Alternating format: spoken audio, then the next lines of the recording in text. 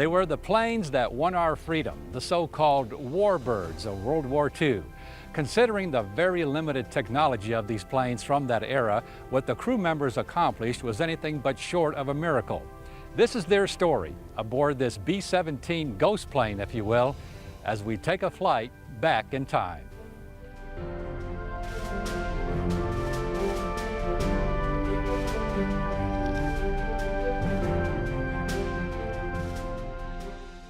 It was one of World War II's most vital aircraft, the B-17 Flying Fortress. During the war, there were some 12,730 of them in the air. Currently, this B-17 aluminum overcast is one of only 10 that is airworthy. It tours the country with the Experimental Aircraft Association based in Oshkosh, Wisconsin, to give people a flight experience unlike any other. This visit was at Cantrell Field Airport in Conway.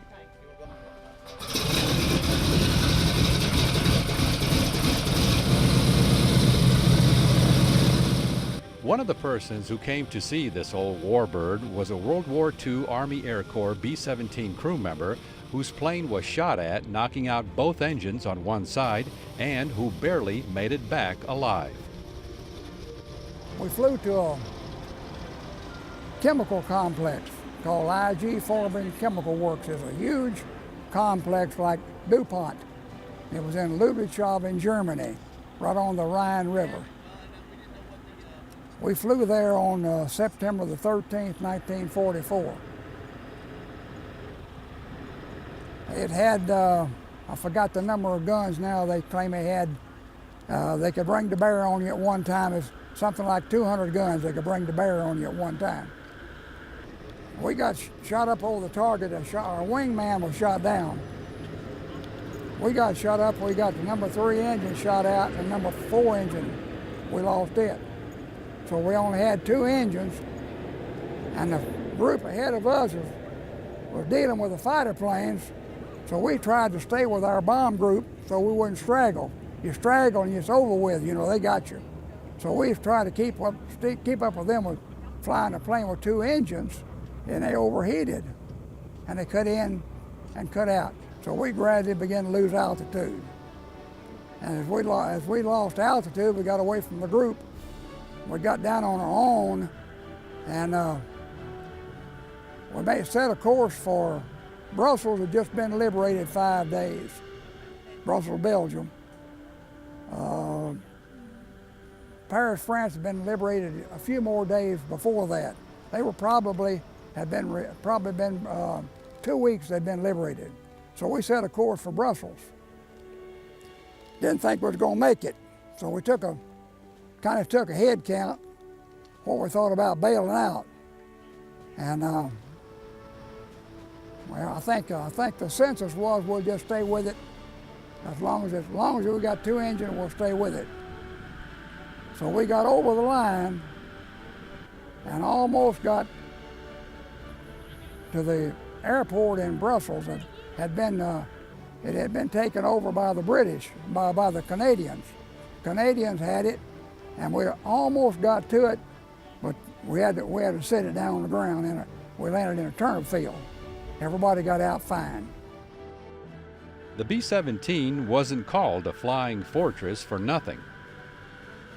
You bet, and that's what it was. It was a Flying Fortress. It had 10 guns, and we had 2 men in the waist. They had 1 gun each. Tail gunner had 2 guns. He sat back on kind of like on a bicycle seat, and I was in that top turret, and I had 2 guns. And then ball turret gunner, he had 2.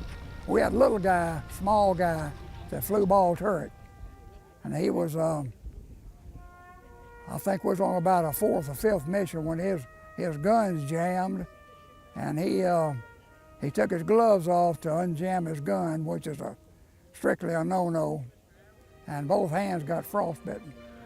And we had to get him up out of that turret and wrap him up in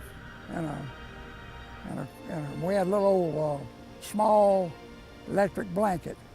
We put his hands in it, rolled him up and put his hand in it, and kept him warm when we got back. and he was almost lost his hands.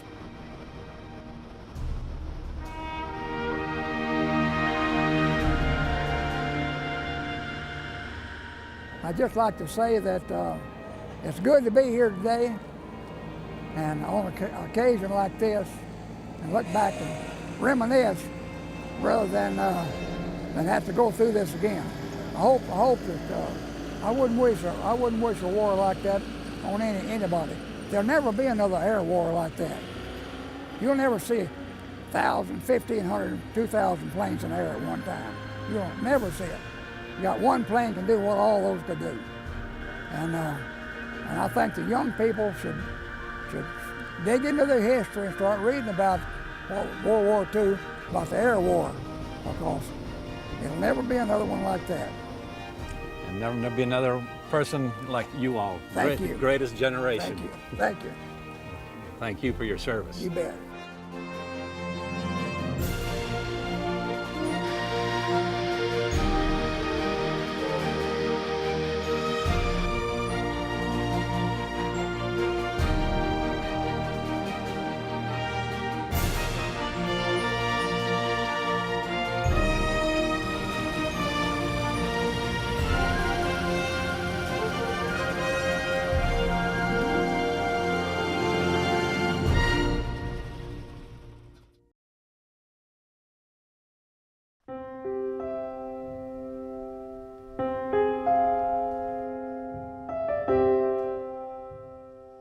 Probably the most easily accessible overlook and one of the most photographed spots along the Buffalo National River is Red Bluff in the middle section of the river, just off a dirt road near Gilbert.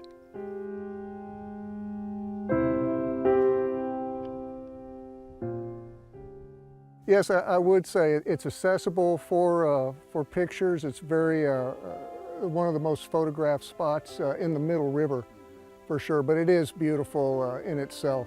Yes.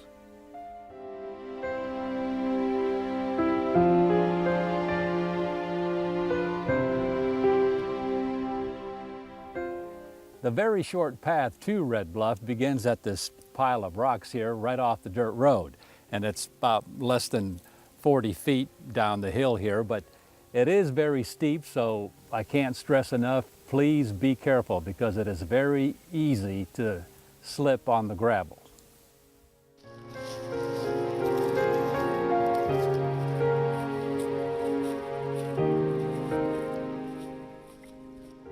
You had mentioned to me that you had rappelled off this point. Yeah, I would say probably about 30 years ago. Off this point here, there's a nice, what they call negative, and then a bench below it. 300-foot rope, and we took it to the limit. But you can actually jump off this if one knows what they're doing, and then walk back up. But that was probably in the 80s, yes, sir. Sure was, but we had a lot of fun then.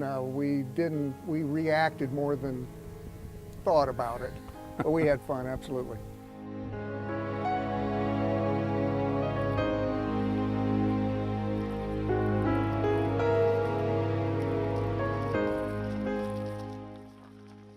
You said that once, like floaters, if they pass Gilbert, then they're kind of, you said, in no man's land here. Well, that's absolutely right. No man's land, no cell service. It's very difficult to access this area. We're probably about 3, maybe 4 miles downstream from Gilbert right now, which is over my left shoulder. And down at the bottom of the river below us is what they call a sand hole, which we can access and catch people if we know that they've missed Gilbert. If they're in a large group and they're looking for Bobby and Susie and they don't know, we'll run down here real quick and see if we can catch them.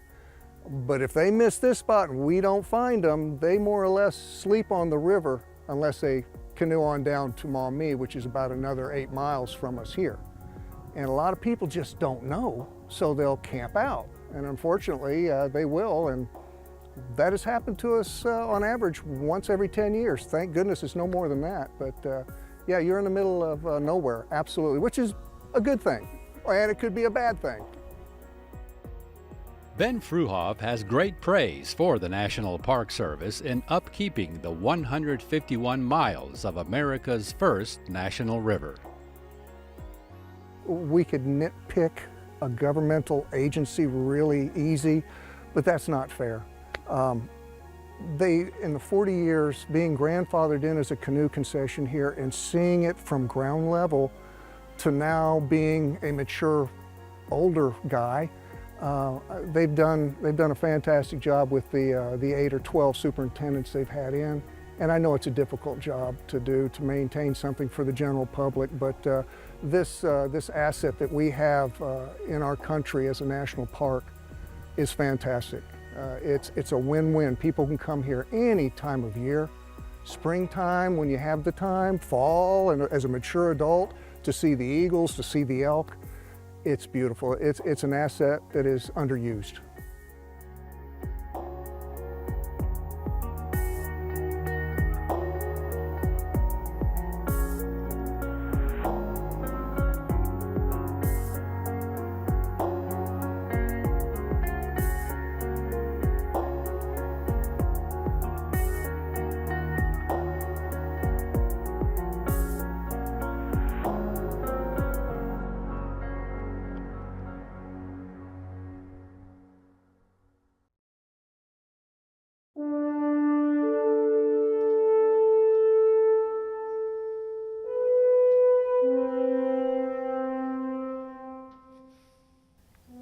Taking a stroll through downtown Calico Rock, and you'll quickly see that the downtown area has relatively remained unchanged since the last steamboat docked here in 1903.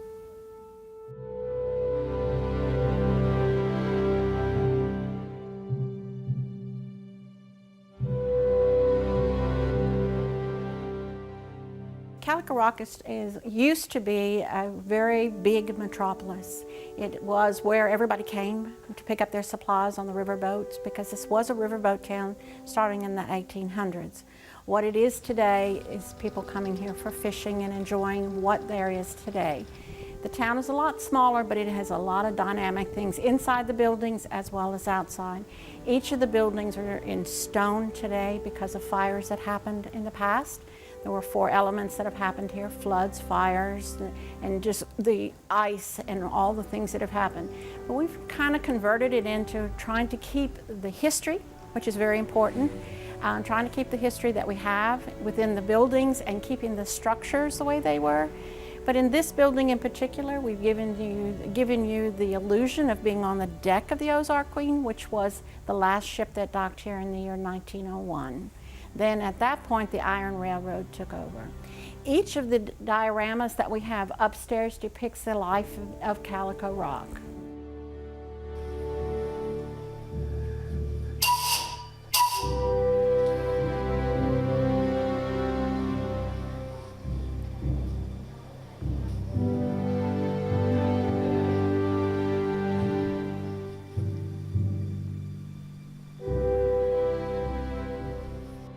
Visitors to historic Calico Rock can find plenty of various attractions.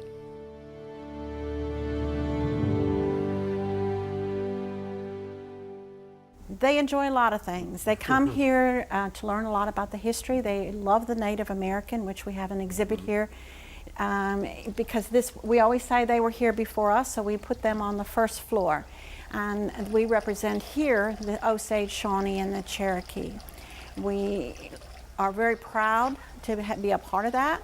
It was the Trail of Tears as well. I shouldn't say proud because it wasn't a really great time, but we're proud to be able to present them as they are today. So they ask, where are the Native American? The Native American are still here because many of those ancestors have remained here in the area.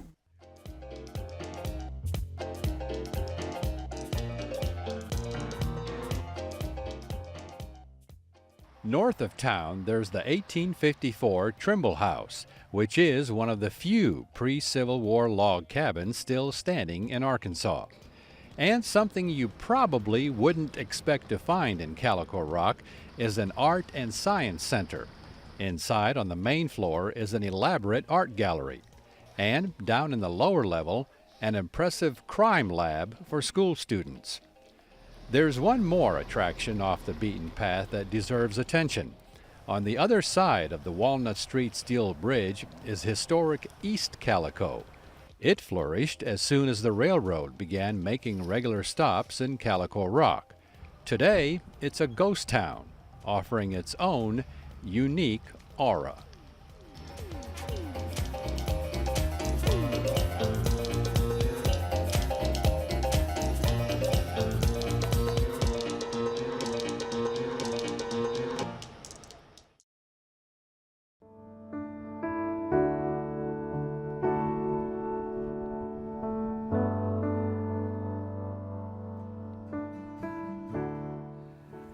The White County Historical Museum Pioneer Village.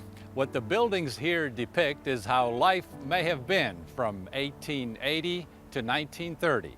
And there's a lot more here than meets the eye.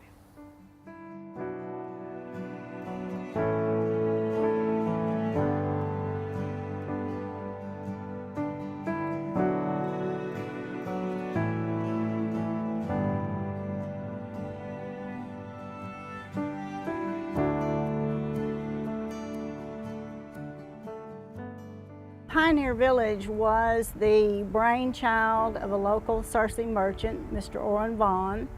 He had grown up in Pangburn, Arkansas, and he had very fond memories of going out into the country around Pangburn to his grandparents' homes. And they lived like we portray here at Pioneer Village. And he felt the need to preserve that way of life for future generations. So he began to acquire the buildings as they were available in the late 1960s.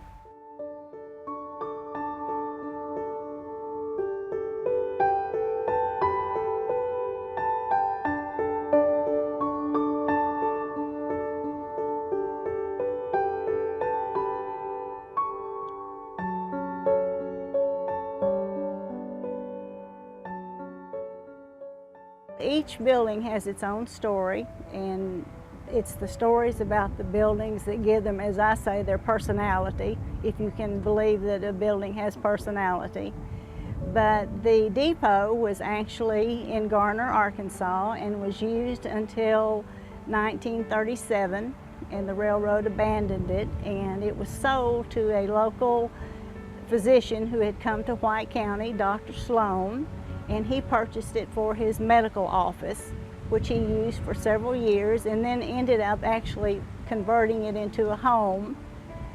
And after he passed away, it was vacant for many, many years, and then sold to another family in McRae, who in turn gave the depot building to Pioneer Village. The school, church, came from the Little Red area out around Pangburn on the Little Red River.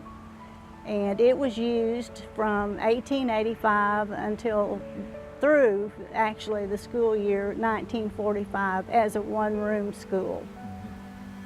And what about that log home? The log house was built in 1865.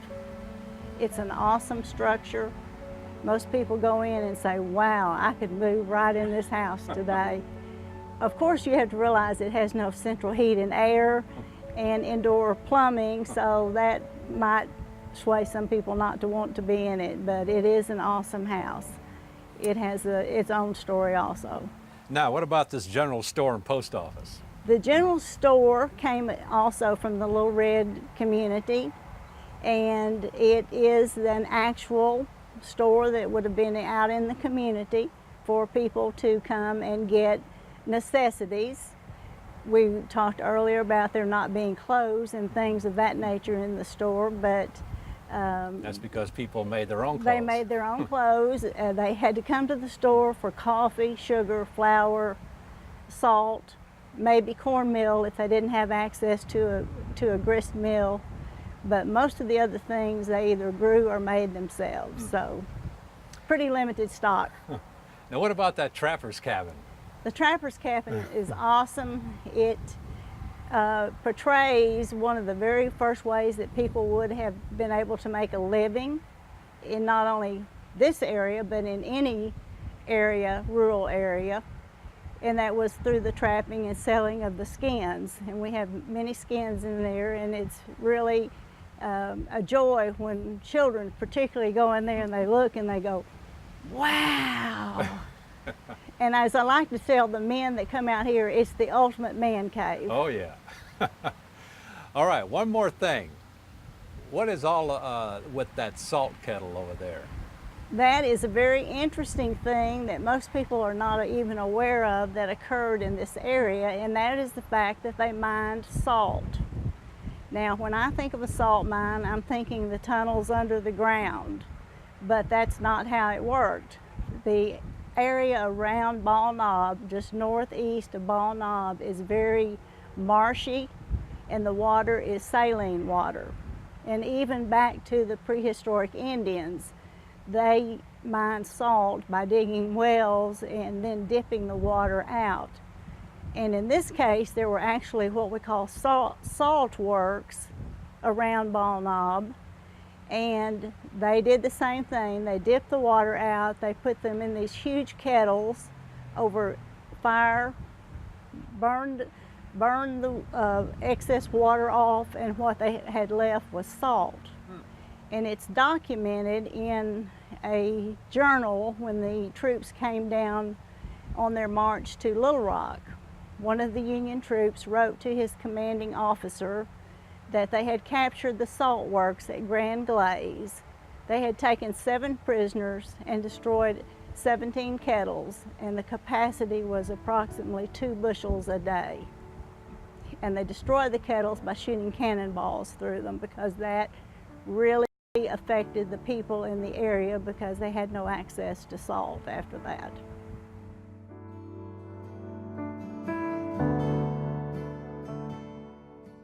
The Pioneer Village grounds are open daily during daylight hours, and access to the buildings is available June through August every Saturday from 10 to 2. There's also a spring open house the first weekend in May, a fall fest the first weekend in November, and an old-fashioned Christmas the first Saturday in December.